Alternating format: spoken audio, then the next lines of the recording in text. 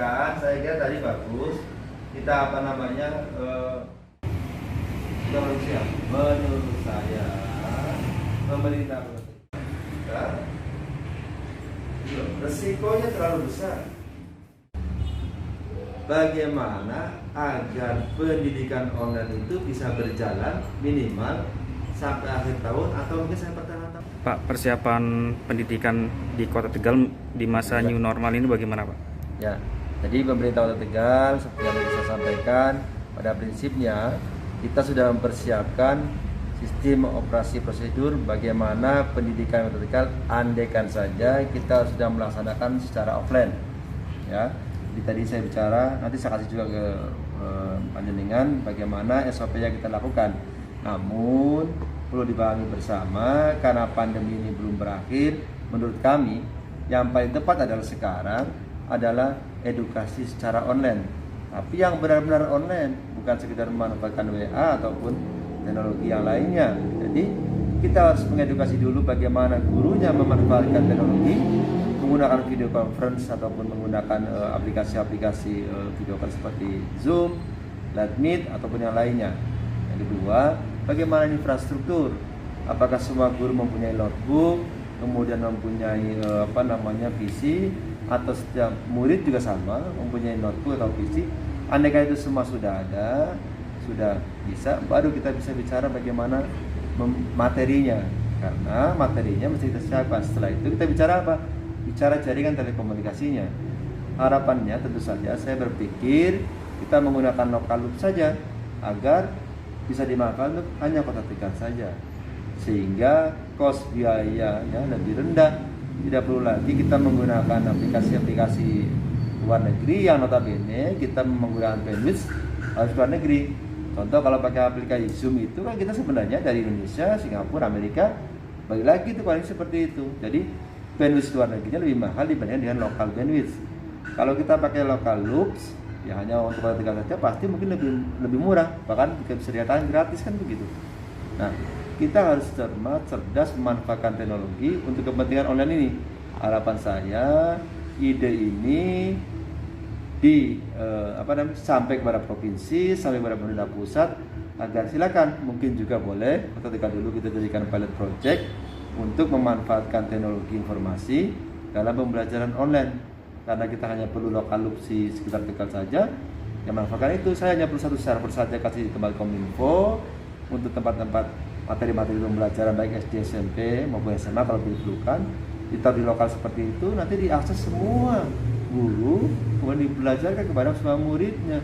Jadi akan ada manfaat lebih dibandingkan dengan kita memanfaatkan teknologi kita karena WA ataupun yang lainnya, yang notabene sebenarnya itu kurang efektif, kurang pas di dalam pembelajaran e-learning ataupun distance learning ataupun pembelajaran secara online.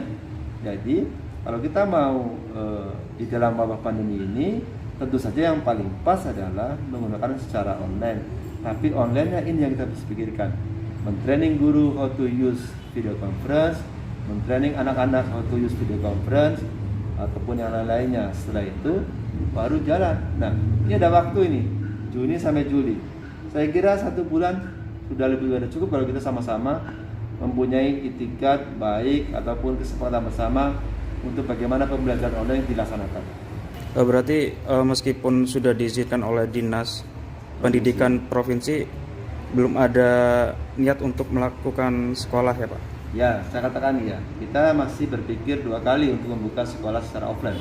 Jadi saya dan pemerintah daerah, Pak Wali berpikiran siapkan dulu sampai dengan kita matang, karena ini bukan gambling. Saya nggak mau gambling untuk urusan pendidikan, terutama anak-anak. Jadi saya berpikir 3 kali lipat dibandingkan dengan membuka mall, membuka objek wisata, membuka pasar, tempat-tempat publik dibandingkan dengan membuka sekolah. Karena sekolah resikonya lebih besar dibandingkan orang dewasa yang sudah paham bagaimana dia harus pakai masker, bagaimana dia menjaga jarak, bagaimana dia cuci tangan. Anak-anak pasti suka kita bercanda atau dengan temannya lainnya. Walaupun saya sudah katakanlah di SOP diatur hanya sehari ini masuk, besok tidak, separuh kelas kita manfaatkan, tetap saja namanya anak-anak. Nah, itu yang perlu kita pahami bersama. Kalau untuk SDM guru-guru di Kota Tegal nantinya akan bagaimana Pak pendampingannya? Nah ini, kalau yang offline tentu saja sisi tidak salah, karena mereka sudah paham itu. Tapi kalau yang online ini yang mesti kita harus sama-sama di training dulu mereka lah, how to use video conference seperti tadi yang saya bilang. Tapi kalau offline ya seperti normal seperti biasa. Yang pertama mendasari dari surat edaran Sekjen Depdikbud RI nomor 15 tahun 2020 tentang pembelajaran jarak jauh dalam masa darurat COVID-19. Di sana mengatur yang pertama kaitannya dengan pembelajaran secara luring atau di luar jaringan.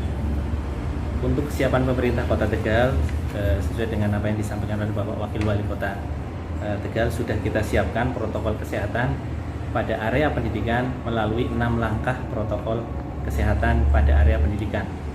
Yang pertama, protokol kesehatan secara umum di sekolah ini ada 9 langkah, mulai dari kewajiban menggunakan masker, cuci tangan, hand sanitizer, dan seterusnya. Yang kedua, untuk pembelajaran dalam jaringan memang harus kita persiapkan. Yang pertama, dari sistem pembelajarannya, guru harus siap terlebih dahulu dengan rencana program pembelajaran RPP, karena tentunya menjadi berbeda antara program pembelajaran yang dilaksanakan secara langsung dengan pembelajaran yang dilaksanakan menggunakan sistem daring. Kesiapan yang kedua tentunya dari anak-anak didik kita untuk mempersiapkan pelaksanaannya agar nanti tidak menghadapi kendala apapun dalam pelaksanaan mekanisme pembelajaran dalam jaringan.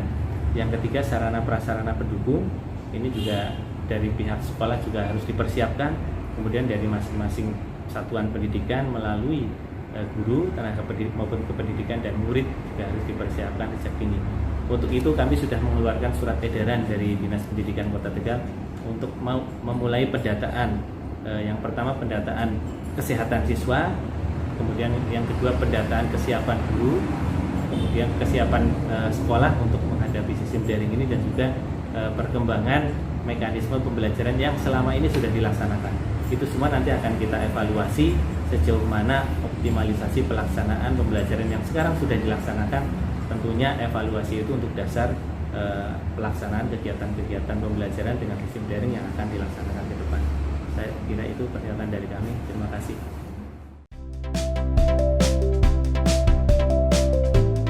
Jangan lupa subscribe ya.